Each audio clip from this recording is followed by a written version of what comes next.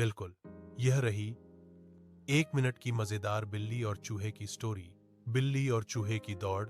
एक रसोई में चूहिया चुन्नी रहती थी और वहीं रहती थी बिल्ली मिन्नी। हर दिन मिन्नी कोशिश करती कि चुन्नी को पकड़ ले और चुन्नी हर बार चपलता से बच निकलती। एक दिन मिन्नी ने चाल चली, फर्श पर दूध गिरा दिया और झूठ मूठ सो गई। सोची, चुन्नी आएगी और मैं झपट लूंगी। पर चुन्नी भी कोई आम चूहिया नहीं थी। उसने पहले एक लकड़ी का टुकड़ा दूध में डाला। मिन्नी तुरंत झपटी। धप, लकड़ी निकली।